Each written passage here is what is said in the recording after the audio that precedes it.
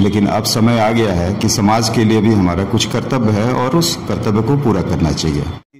अब अच्छा है कि दिल्ली के बजाय अपने गांव, अपने शहर, अपने राज्य के लिए कुछ किया जाए। वहाँ भी दिल्ली में भी हम निःशुल्क कई बच्चों को, जहाँ जिसका फीस का प्रॉब्लम है, कोई गरीब बच्चे हैं, तो उसके लिए हम लोग था और लगा कि इतना समय हमने जो किया, अब शायद समाज का जो बाकी समय है वो कुछ किया जाए। और दिल दहलाने वाला यहाँ पे इवेंट था, जो भी था यहाँ पे, जो हॉस्पिटल में हमने देखा और लोगों के बीच देखा जाके।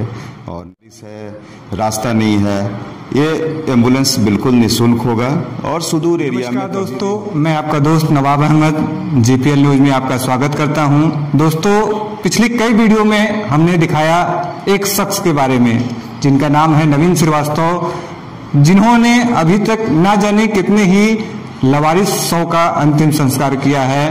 और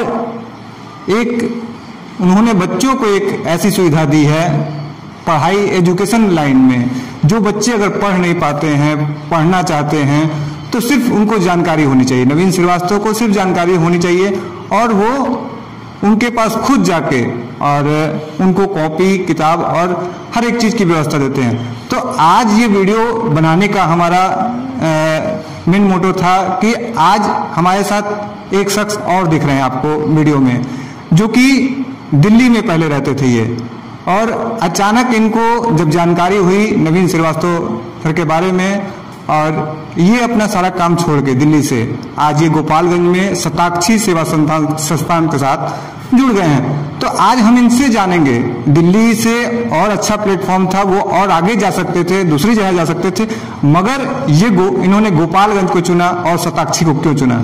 सबसे पहले तो सर स्वागत है आपका जीपीएल न्यूज में। Thank you sir. आप दिल्ली, काफी समय से आप दिल्ली रहते थे और अचानक लॉकडाउन में आप गोपालगंज आए और शताक्षी के संस्थान के साथ आप जुड़े, क्या कुछ कहिएगा इस पे? गोपालगंज मेरा गृह जिला है, इस वजह से यहाँ आना जाना लगा रहा है। और दिल्ली में सिविल सर्विसेज कोचिंग इंस्टीट्यूट से हम जुड़े रहे हैं पिछले 30 सालों से। यहाँ आने के बाद नवीन जी से मुलाकात हुई और इनका काम मैंने देखा तो बड़ा इमोशनली आदमी बहुत प्रभावित हुआ। और मुझे लगा कि हम लोग इतना समय जो है, बाकी समय हमने दिल्ली में बिताया, अपने लिए सारा समय दिया, लेकिन अब समय आ गया है कि समाज के लिए भी हमारा कुछ कर्तव्य है और उस कर्तव्य को पूरा करना चाहिए। तो ऐसे में दिल्ली से आप दूसरे प्लेटफॉर्म पे, दूसरी जगह से भी और अच्छी जगह जाके ये सेवा कर सकते थे, तो गोपालगंज और शताक्षी ही क्यों? एक ब्लेसिंग इन डिस्गाइज है। लॉकडाउन की वजह से गृह जिला में आना था, यहाँ चूंकि मेरे पेरेंट्स हैं तो यहाँ आया। और आने के बाद कोई ऐसा मेरा मकसद नहीं था और मुझे पता भी नहीं था आने के बाद, लेकिन ये भी एक है कि संयोग है कि नवीन जी से मुलाकात हुई, इनका काम मैंने देखा और मुझे बहुत अच्छा लगा और इससे एक इंस्पिरेशन मिला। और मुझे लगा कि अब अच्छा है कि दिल्ली के बजाय अपने गांव, अपने शहर, अपने राज्य के लिए कुछ किया जाए। और यही रीज़न रहा कि मैं पूर्ण रूप से इस प्लेटफॉर्म से, क्योंकि एक शिक्षा से चूंकि मैं जुड़ा हुआ हूँ पहले से ही, और वहाँ भी दिल्ली में भी हम निःशुल्क कई बच्चों को, जहाँ जिसका फीस का प्रॉब्लम है, कोई गरीब बच्चे हैं, तो उसके लिए हम लोग काम करते रहे हैं। तो हाल में लॉकडाउन में आपको भी देखा गया है, कुछ जो लवारिस शव थे, आप नवीन सर के साथ दिखे, तो जब आपने अंतिम संस्कार में साथ में गए और ये सब काम किया, तो कैसा लगा आपको? बहुत अच्छा लगा और बड़ा हार्ट टचिंग था। और लगा कि इतना समय हमने जो किया, अब शायद समाज का जो बाकी समय है वो कुछ किया जाए। और दिल दहलाने वाला यहाँ पे इवेंट था, जो भी था यहाँ पे, जो हॉस्पिटल में हमने देखा और लोगों के बीच देखा जाके। और नवीन जी से ही मुझे प्रेरणा मिला, क्योंकि मुझे लगा कि इन्होंने तो पूरा अपना जीवन ही समर्पित किया हुआ है समाज के लिए। तो कई बार कोई आदमी प्रेरणा का स्रोत होता है, तो ये मुझे बहुत ही विचलित किया वहाँ देख के। और मैंने सोचा कि अब हमें पूर्ण रूप से इस प्लेटफॉर्म से ही जुड़ना चाहिए और जो भी ये कर रहे हैं इनके कंधे से कंधा मिला के और काम करना है। तो किसी ने सच ही कहा है कि एक से भले दो, तो अब आप 2 लोग हो गए, तो अब इस काम को आप लोग किस मुकाम तक ले जाएंगे? देखिए, अभी तो सबसे था कि नवीन जी का ये था, एक इच्छा थी कि यहाँ पे एम्बुलेंस सेवा हो, और इन्होंने मुझे बताया कि 11 साल से हम प्रयासरत हैं, लेकिन एम्बुलेंस का कोई व्यवस्था यहाँ नहीं हो पा रहा है। रात में गांव से, देहात से, सुदूर गांव में जहाँ कोई साधन नहीं है, प्रेग्नेंट वुमेन होती है, सांप काटने से कई लोग का मृत्यु हो जाता है।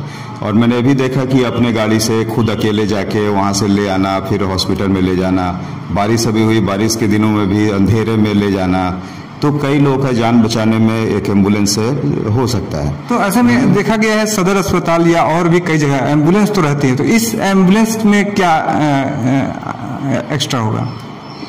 ये बाकी एम्बुलेंस है जो प्राइवेट है, उसमें एक तो पैसे का प्रॉब्लम है, गरीब लोग पैसा नहीं दे सकते हैं, फिर समय पे नहीं मिलता है, अंधेरा है, बारिश है, रास्ता नहीं है। ये एम्बुलेंस बिल्कुल निःशुल्क होगा, और सुदूर एरिया में कभी भी हमने प्लान ये किया है कि अलग अलग हम हेल्पलाइन सेंटर अपना बनाएंगे, और वहाँ से एम्बुलेंस जैसे भी मैसेज आएगा, हम एम्बुलेंस को वहाँ से तुरंत भेज के और पेशेंट को हॉस्पिटल में ले आएंगे।